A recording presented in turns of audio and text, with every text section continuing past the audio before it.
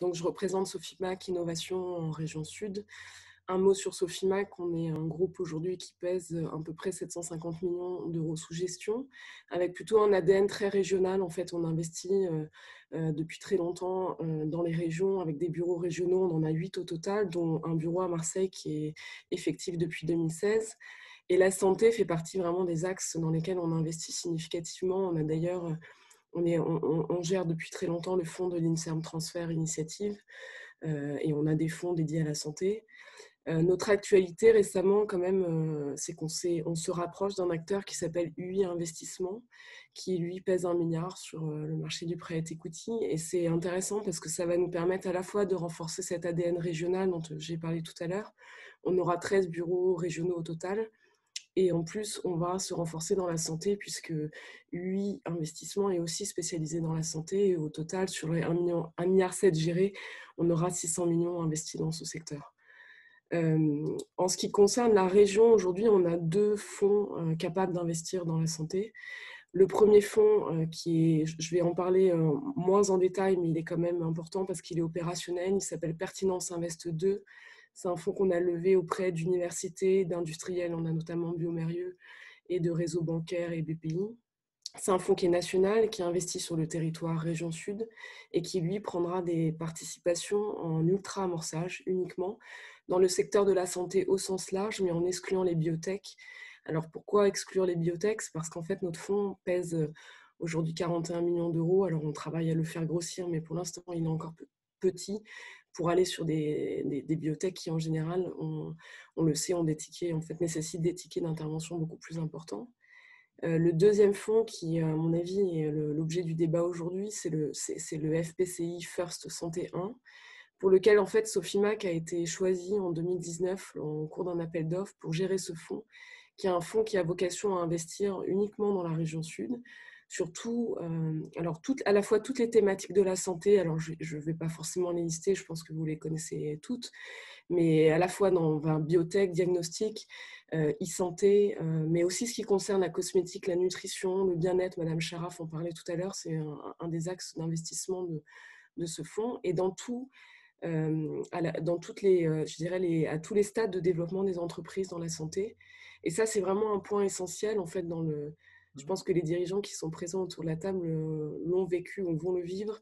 Dans le monde du financement, souvent les fonds investissent en silo.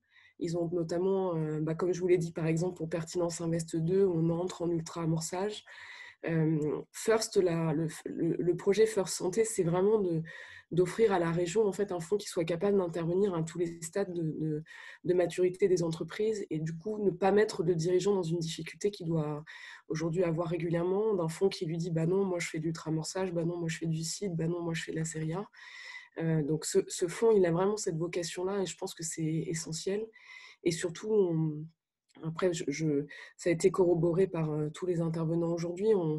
Il y a une nécessité aujourd'hui de positionner la région Sud et notamment le territoire métropolitain je dirais en leader sur le secteur de la santé. On a vraiment à la fois des centres d'excellence, des universités, des très belles entreprises. On fait partie à l'IEDX et le projet, en fait, la volonté de monter First, c'était aussi de faire en sorte d'avoir vraiment cette vitrine régionale et locale sur la santé et qui, en fait, a aussi été renforcée finalement par ce qui est en train de se passer aujourd'hui avec cette crise sanitaire. Donc, c'est intéressant de voir que finalement, tout converge.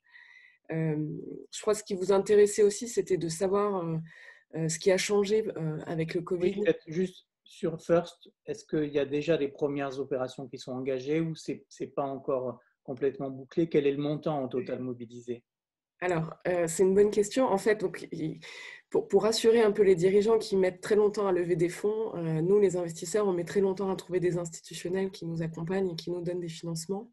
Donc, le projet de levée de fonds, ça prend du temps et surtout, vous n'êtes pas le sans le savoir qu'il y a eu à la fois il y a une crise sanitaire et puis il y a des élections aussi qui ont eu lieu entre-temps. Il y en a Donc, d'autres qui arrivent. on est sur le projet. L'objectif qui est fixé, c'est de lever entre 50 et 100 millions d'euros. On a des discussions avancées avec des collectivités territoriales, des réseaux bancaires, des entreprises, des family office. Ce qui est intéressant, c'est de voir qu'aujourd'hui, c'est un sujet qui intéresse en tant qu'investisseur parce qu'on voit bien qu'il y a une nécessité, je dirais, publique et collective de soutenir ce secteur pour se sortir de la crise actuelle. L'objectif qu'on se fixe et sur lequel on travaille chez Sofimac d'arrache-pied, c'est d'avoir ce fonds levé pour le premier semestre 2021. Et dès qu'il sera levé, je pense que vous verrez les communiqués, on sera du coup en capacité de regarder les premiers dossiers d'investissement.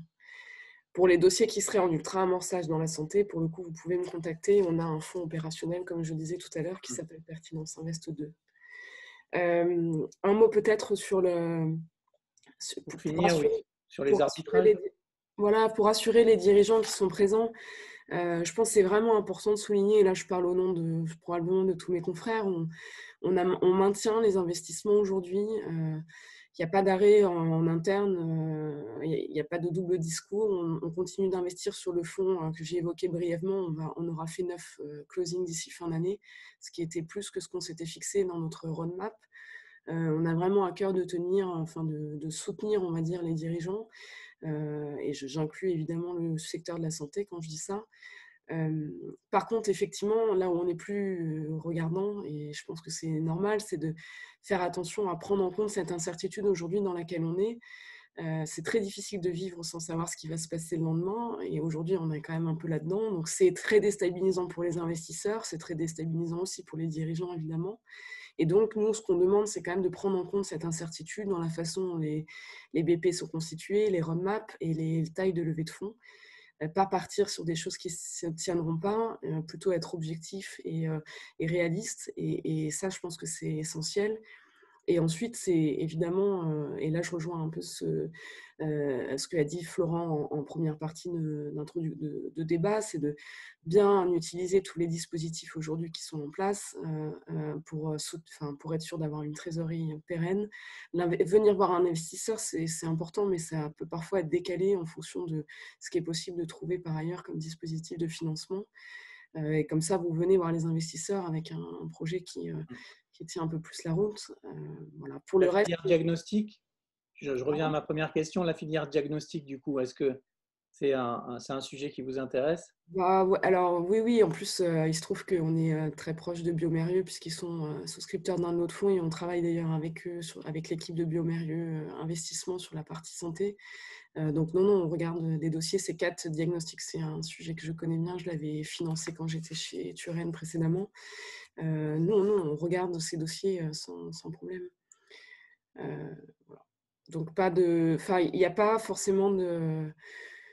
Je pense qu'au contraire, à mon sens, aujourd'hui, il y a vu ce qui se passe, les projecteurs sont tournés vers le secteur de la santé et c'est bénéfique. Enfin, c'est quand même bénéfique. Alors, je sais que c'est pour certains dirigeants, il y a sûrement une frustration de ne pas voir tous ces bénéfices tout de suite, mais il y a une mobilisation nationale à tous les niveaux. Là, chaque intervenant qui a parlé aujourd'hui explique bien qu'à son petit niveau, il essaye de développer cette filière. Donc, je pense que c'est en train de changer et que voilà, ça va être positif dans les mois à venir pour ce secteur. Merci.